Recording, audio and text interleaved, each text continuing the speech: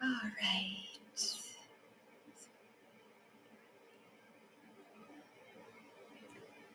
This question has come up across several different scenarios, different individuals that I work with, which is, who am I when I'm not needed? And I rather think to say, how do you feel when you're not needed? And this really ties into some roots of parent-child dynamics from, our origin, from our childhood. And I mean, it can be later experiences too, but really the core of this is recognizing when your sense of emotional safety is directly correlated with serving other people, with um, proving, performing, providing in order to uphold your sense of value, peace, and security. And I had someone who was talking about this type of theme mentioned to me as we're in this therapeutic journey together. There's just a different level of beautiful unfolding and self-awareness that's allowing these little moments to happen in between the sessions, where she says, I noticed there was a period of time that this one person in my life did not need something from me for a little longer than normal. And then the next time I got the phone call that provided an opportunity for me to be of service and to help, I lit up. I got excited. And it was pairing this like, ooh, I thought to myself, I need to talk to Miranda about that next time I come in. And she organically arrived at that very question of, who am I when I'm not needed? And why is it lighting me up so much when I'm needed? And obviously, this is a loving, nurturing, kind individual. And we're not going to take that away from the individual. But the noticing was, I disproportionately felt a sense of relief and feeling lit up, more so than what I think would have been healthy in that scenario. And this is a clue. This is information for me to take a deeper noticing of what's happening internally that is coming from deeper rooted foundations of some unhealed trauma there. And this is stemming from survival skill and a sense of not having been wrapped in unconditional love and support and attention really, right? Because this is about, it's not just about emotional withholding or verbal emotional abuse or dynamics like that, which certainly can be a very big part of it. But, there's a saying, trauma is not just what happens to you, it's also what should have happened for you and didn't, right? It can be that as well. All that to say, foundations of this dynamic where when there's quiet, when there's space, when there's a lack of this direct, how do I pour into you and show you that I am providing something of value to you, which is this transactional type of dynamic. We don't want to perpetuate that. I don't think anyone wants to have a foundation in a relationship where the undertone to it is transactional. But if that is the origin story, like Batman, I grew up in the darkness, whatever he says there, if that's your early patterning of relationships, what that looks like is emotional safety was not freely and unconditionally present and given. Emotional safety wasn't given, it was earned. It was earned. I'm going to say that one more time. It was earned, which breaks my heart because no child should be in that dynamic where their emotional safety is earned. This should be like the oxygen they breathe, right?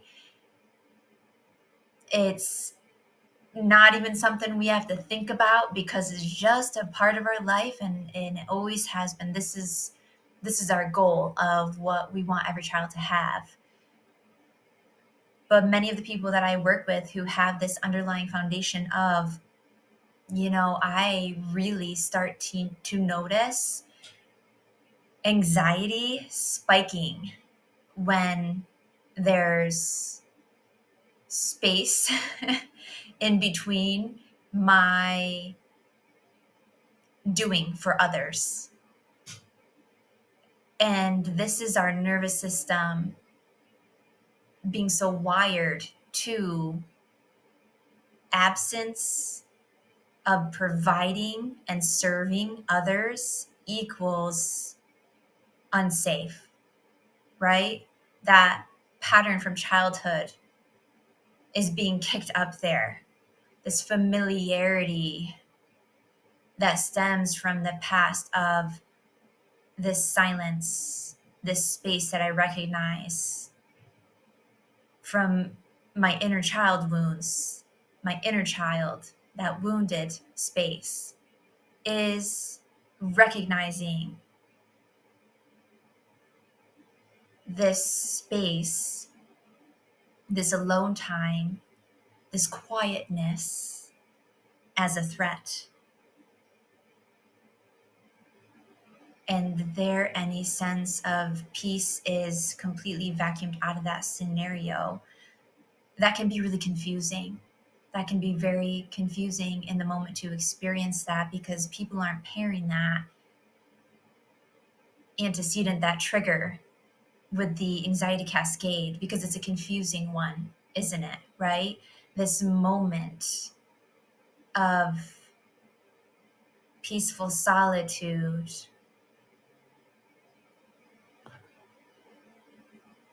that other people praise and and revere, maybe that's the word I want to say, is not easily recognized by you as triggering that history of a lack of emotional safety, right? Does that make sense? I hope so.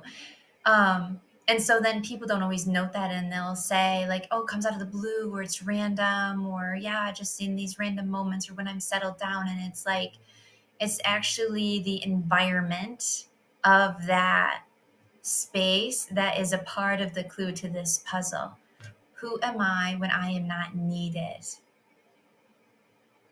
And this is the deep trauma work. Mostly, I really like to use EMDR for that piece of desensitizing and reprocessing and installing new coding that is more in alignment with you can be home inside of yourself in solitude and peace with an abundant sense of emotional safety associated with that scene, if you will. To rewrite that story of where your deep value and worthiness unconditionally exists, eternally exists, and just radiates in an unbound, infinite manner. And as I discussed in one of the other videos that I made, about doing this inner child work where we've now arrived at this version of ourselves that is ready to walk hand in hand with these unhealed spaces in ourselves. as you're doing that work, ideally, if this is resonating and you're noticing some insights or aha moments, whatever you want to call it, you deserve to have somebody to hold your hand through that, really, and take a leadership role just as a sturdy, safe container to allow you to navigate through this. So get professional therapeutic support is my recommendation. And in the meantime, walking hand in hand with yourself through this is the first step. I think Martin Luther King Jr. has a quote that is, the first step to change is awareness. The awareness is huge. It's not, it is like the biggest step, right? Is that awareness. So bringing awareness to those moments. Okay, you know what? Now I've heard this, I'm aware of it. Next time, when I start to feel that bubbling inside in a quiet moment in my life, I'm not going to reach for the survival skill, the trauma reenactments, the outdated patterning that gives me a false sense of safety, that pattern that was established in childhood of finding a way to be useful or serve somebody else, to be able to get that dopamine hit in my reward system, that limbic system, that tricks me into thinking like, okay, you're good now because you have reached out and served or done something or been productive in this type of a way in order to earn that emotional safety, right? And you can see very much how that's a triggering type of scenario. And when I'm talking about seeing this more so in women for sure right now, or I have been having that in mind, the handful, maybe 4 or 5 different people I'm thinking about more so that are working through this with me are female. But now as I'm coming around to this, I am thinking about it in men as well. It just presents differently. And I'll see that phenomena happen in retirement, right? Of what I've worked for my whole life to get to this finish line.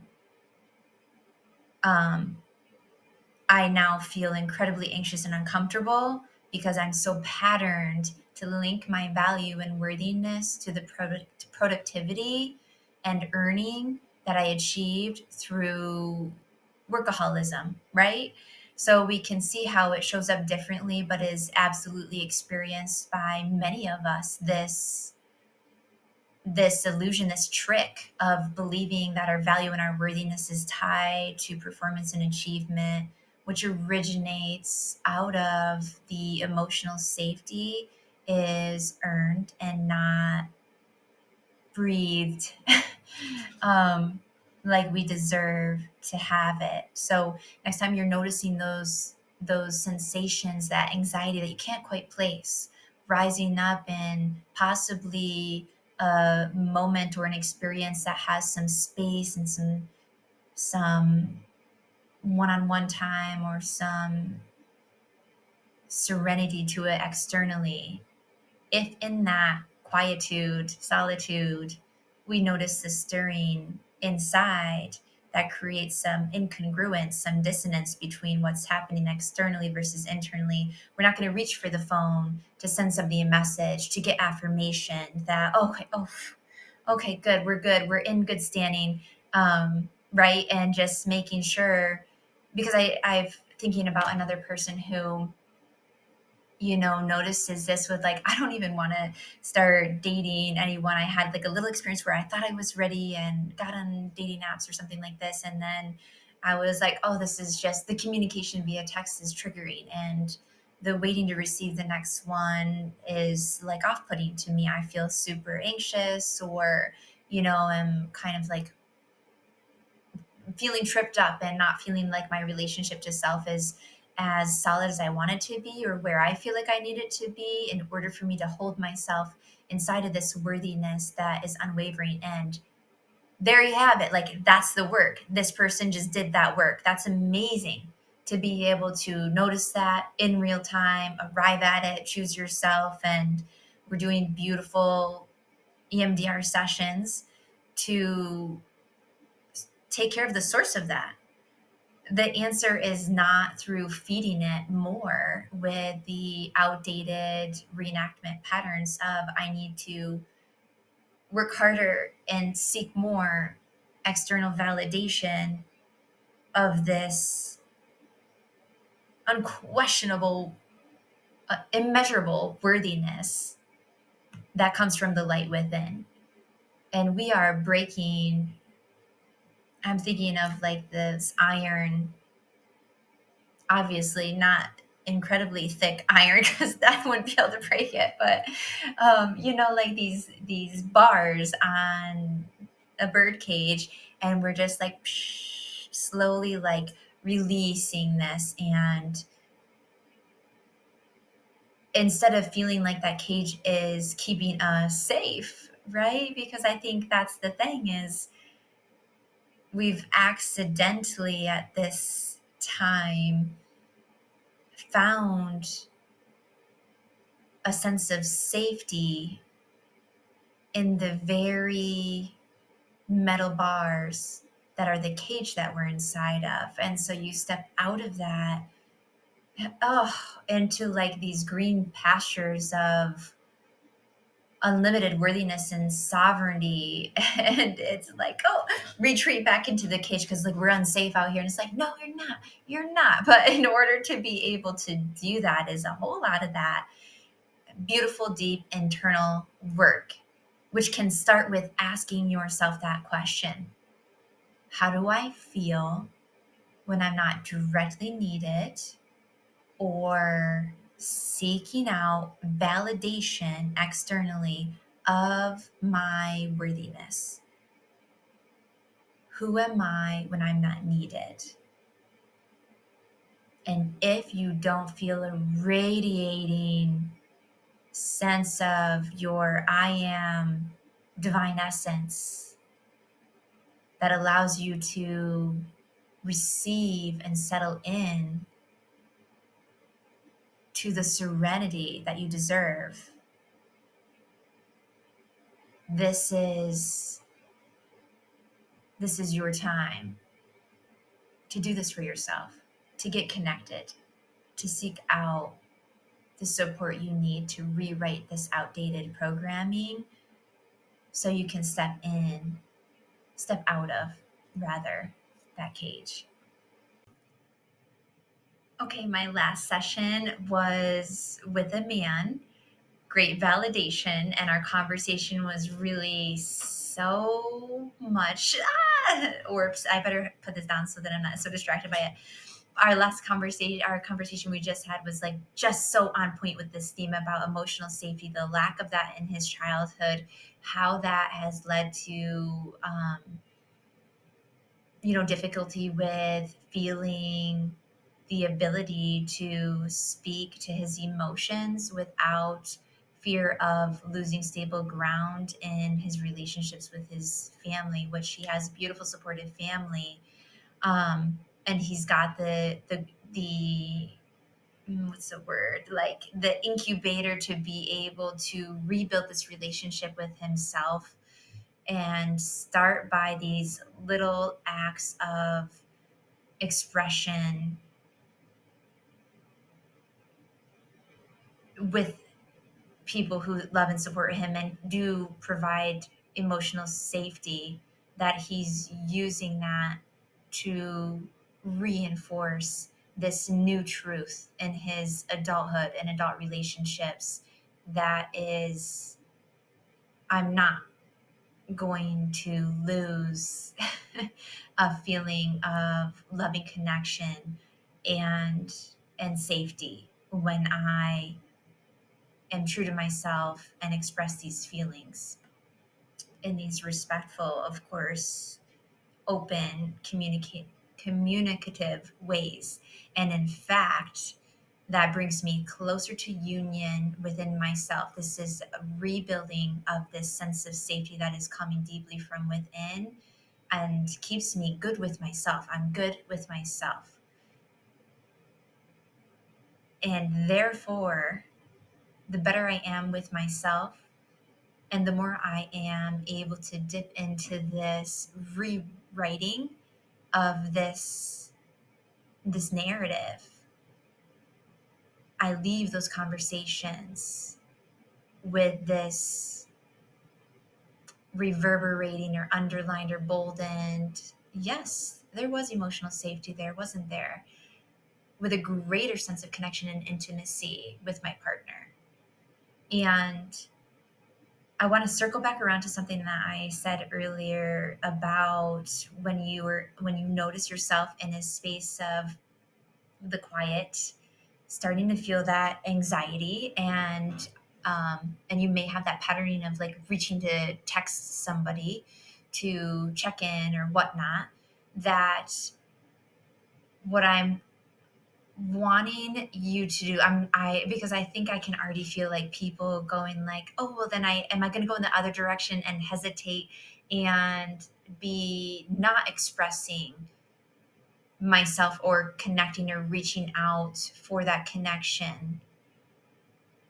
And dipping in that end can be avoidant attachment style a little bit, and it's rooted in the same foundations of a lack of emotional safety and consistency and unconditional love and positive regard for yourself and within these relationships. So we're not going to teeter in the opposite direction where we withdraw, withhold, and think, I'm just going to stay to myself in this little cocoon.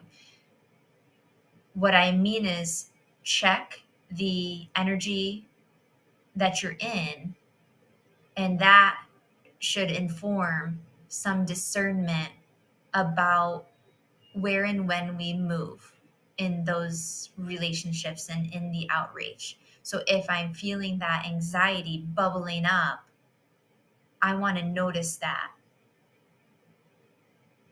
and say to myself, am I feeling an urge to reach out to this person and shoot a message because I'm trying to think of how to say this, because I am trying to garner an affirmation or a response from them that is going to be what I give my power to my sense of safety. Like I'm handing over my power to reenact this pattern of assuring my sense of safety through their response to me. That's a very different thing from being in a space where you're not anxious. You're regulated, grounded, and centered, and you feel a swell of love for this person, or you're thinking about them, or you're missing them. In a peaceful, grounded, I have safety and I love this person. I have safety and I'm missing this person. And in that moment, this is where we honor that and we send that message. Hey, I love you. I miss you. I'd love to see you again. And when the person doesn't respond for 7 hours or 48 because they're my sister, and we know how she functions with her busy schedule, and I'm really genuinely like saying that with all lovingness, and that this is a relationship I have and that she has with me where we feel unconditional love and positive regard. And I know neither of us is feeling an attachment insecurity around the response time on a text message, right? So I say that with like loving humor toward her, and also appreciation of those spaces and people who really know how to hold that sense of emotional safety with us. And when you dip into that a little more, you realize it is not measured by the bounds of, the space and time kind of like boom, boom thing.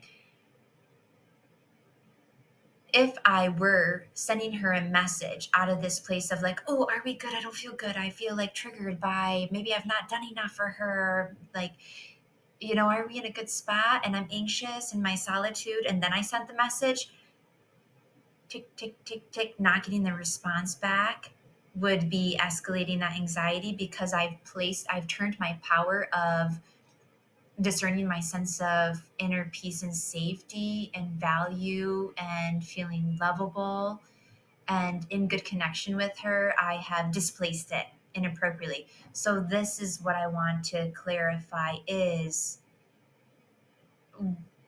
making sure we're not teeter-tottering in two different directions when it comes to that, and just finding this sense of safety, centeredness, groundedness within yourself, so that you deepen into rich connections in your lives, beginning with self, of course.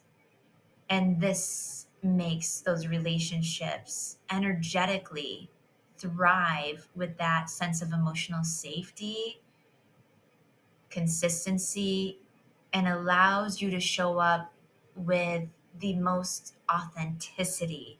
Not, I'm moving in a way to reach out to you, less from this genuine swell in my heart and more from, I'm reaching out because I need your response in order to settle me. And another piece of what we talked about, as we're really recognizing and validating this for him, he, with me leading, he was able to say himself the very same thing that I honor as having been helpful to me as a child in a place where I didn't have emotional safety. Now, as an adult, that survival skill or patterning has become hurtful, right? Which is typically what we notice when we have trauma symptoms that are creating dissonance and impacting the way we show up with ourselves and other people, where something in us goes, this is not feeling like what you deserve or who you fully are at that soul aligned level. So as we're talking about this emotional safety that he was so lacking as a child, and pouring into validation and depersonalizing of that, so that he could meet himself now in the practicing of new habits and self-honoring with grace and love and compassion, rather than a deficit-based, I need to do better type of mindset. We acknowledge how he feels he's shown up for his children in a very different way because of that lack of emotional safety. And he's using this example of, I went the other direction, and my partner got on me about that at times when we were raising our children, because she would be setting an appropriate boundary and saying no to this thing, and then my child would come crying to me, and then I would say, not be comfortable with their emotions and sadness, and bend that boundary and give to them what they wanted, right? To alleviate that. And we talked about how that is very much coming from the same source. And so it looks very different from how his father parented him. And yet the source of that is the lack of emotional safety. Because when you are so breathing in emotional safety that is given freely, unconditionally, and ever present rather than earned, what that would look like is your child comes up to you and says, Mom said that I couldn't have this, and I'm so upset. That we can be comfortable with our child being upset.